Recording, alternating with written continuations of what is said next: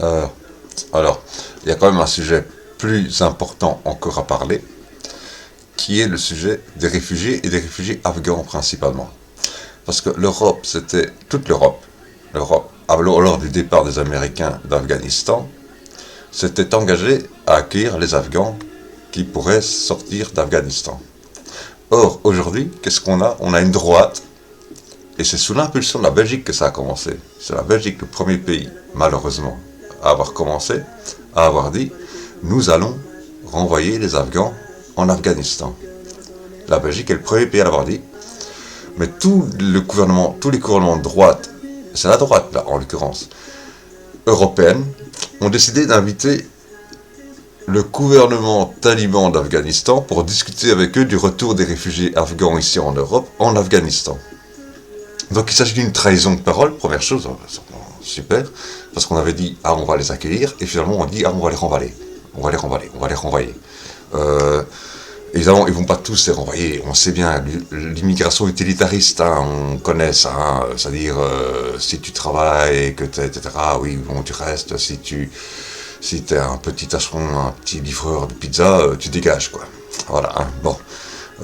Voilà, bah, non, mais voilà, c'est ça. Non, mais on le sait que c'est ça. Hein, c'est l'utilitarisme, voilà, hein, bon, voilà. Hein.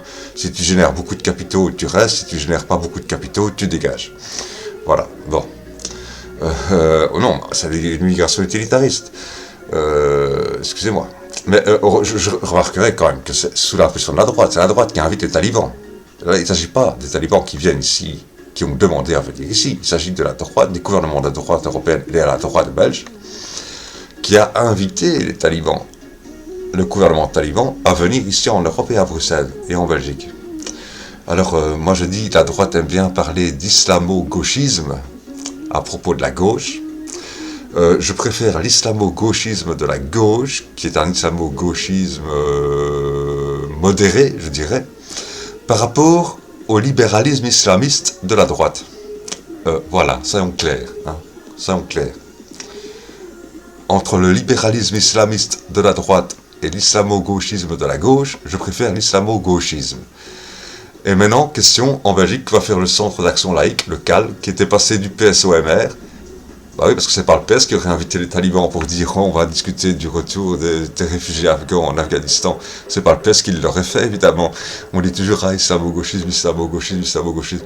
Que va faire le CAL, le Centre d'Action Laïque, maintenant? Maintenant qu'ils étaient passés au MR. Et maintenant que c'est le MR qui a invité les talibans, carrément les talibans, carrément. Hein. Ah ouais, ça j'aimerais bien savoir. Ils vont passer au Hollande peut-être. C'était le seul endroit où ils étaient bien. Non, parce que c'était ça, le Centre d'Action Laïque, c'était un bon musulman est un musulman qui boit de l'alcool, bouffe du porc et hein, renie sa religion en fait. Voilà, hein, c'est en clair. En fait, c'était de l'anti. C'était de la xénophobie, le cadre. Tout ce qui ne ressemble pas aux valeurs rationalistes des Lumières, entre guillemets, etc. Alors que les Lumières, on sait très bien qu'ils étaient bourrés de pensées justement spirituelles. Hein. Donc, jusqu'à Robespierre lui-même, d'ailleurs, qui s'est fait arrêter et qui s'est fait guillotiner parce qu'il appartenait au spiritisme, à la secte des spirites. Donc voilà. Hein. Bon. Donc les Lumières, entre guillemets, étaient bourrées de gens avec une spiritualité. Et évidemment, la spiritualité fait partie intégrante de l'âme humaine, et voilà. Mais donc, pour dire que je revois ma position, parce que j'avais dit, heureusement que les régularisations sont difficiles, parce que comme ça permet à des hommes de trouver une petite copine. Et je m'étais dit, et j'avais dit publiquement, donc pour ne pas retirer cette chance aux futures générations, parce que c'est ça, en fait, en capitalisme, on sait, seul l'argent et seule la condition sociale attire la femme. C'est Karl Marx lui-même qui le dénonce dans le manifeste du Parti communiste. Les relations autrefois amoureuses entre hommes et femmes sont maintenant dictées par la recherche de profits monétaires. C'est dans le manifeste du Parti communiste, écrit par Karl Marx lui-même. Cette phrase est écrite par Karl Marx lui-même. Donc, voilà. Donc, le féminisme et la gauche, ça ne va pas ensemble, il faudrait s'en rendre compte. Voilà. Mais enfin, bon, revenons donc à nos moutons. Donc, je m'étais dit, je m'étais dit, bah, heureusement que les régularisations sont difficiles, ça permet à des mecs de trouver une petite copine enfin. Hein, voilà. Mais d'un autre côté, je me dis, avec ce système, en fait, c'est quoi les pays, les nationalités et les pays?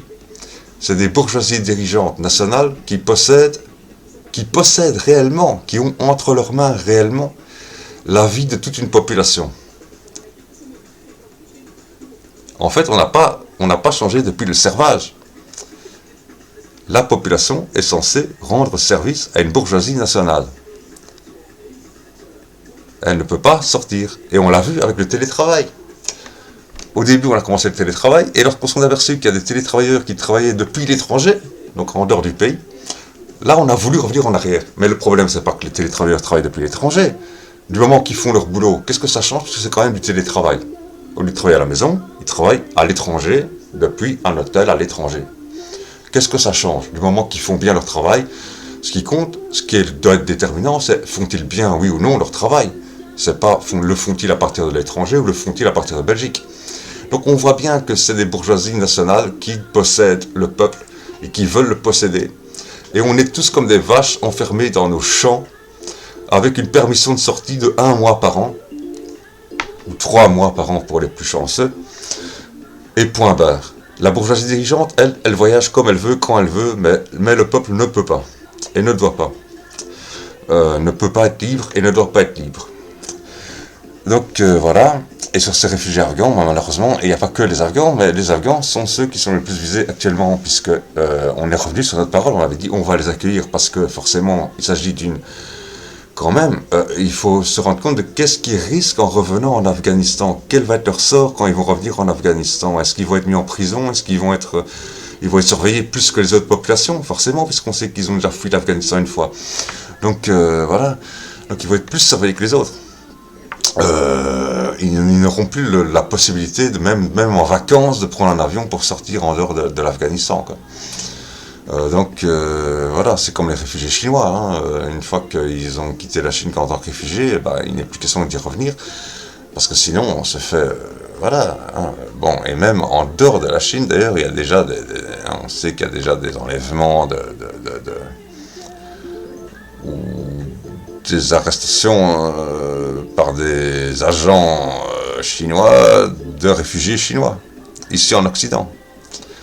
En France, on a démantelé des commissariats chinois, donc maintenus par des agents de la Chine. Donc en Afghanistan, ça va être idem. Pour l'Afghanistan, ça va être idem. Lorsque les Afghans qui seront remballés là-bas, donc les Afghans les moins productifs, les moins rapporteurs de devises pour nous, Européens, seront remballés là-bas, eux, ils seront surveillés et ultra surveillés par le régime taliban. Donc voilà. Mais donc je revois ma position en disant oui, non, finalement, les régularisations, c'est la seule chose qui puisse nous libérer de la bourgeoisie dirigeante, d'abord, la bourgeoisie dirigeante en premier, et des bourgeois et de la bourgeoisie tout court, de la haute bourgeoisie tout court. Tant qu'on n'est pas libre de faire ce qu'on veut, en fait c'est comme pourquoi est-ce que l'Union Européenne a refusé de condamner l'esclavage. Parce que ça allait poser la question de qu'est-ce que c'est que l'esclavage. L'esclavage, c'est quand tu n'as pas le choix entre travailler ou ne pas travailler, et que tu es obligé de travailler. C'est l'obligation de travailler, l'esclavage. Ne pas pouvoir vivre autrement que par le travail. Si tu ne travailles pas, tu dois mourir. Mais justement, c'est ce que fait la droite actuellement. Si tu ne travailles pas, tu dois mourir. Donc on est encore en période d'esclavage, et les blancs eux-mêmes sont mis en esclavage par d'autres blancs qui sont les bourgeois.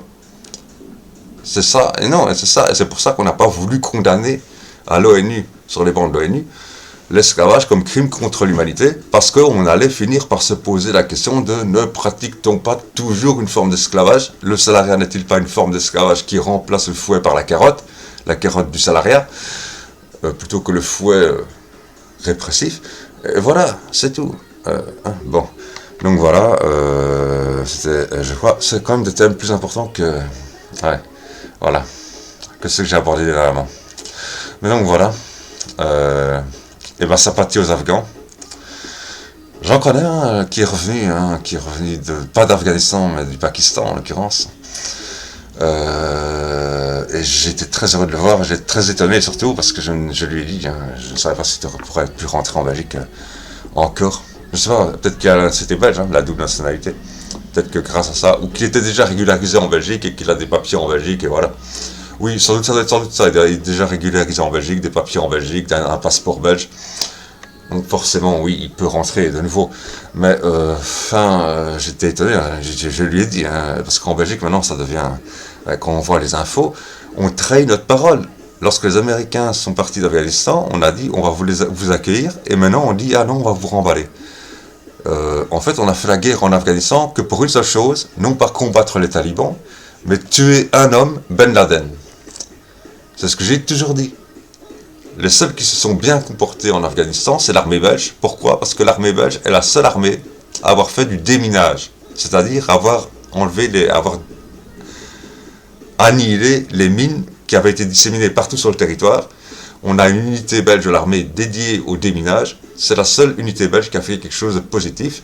Autre chose de positif qu'ont fait les Belges, pour remettre quand même un peu du baume au cœur des Belges, parce que c'est quand même les Belges les premiers à avoir trahi les Afghans, hein, dans cette histoire, comme si vous vous souvenez du début de la vidéo, hein, c'est ce que j'ai dit, hein, voilà, c'est les Belges les premiers à avoir voulu inviter les talibans. La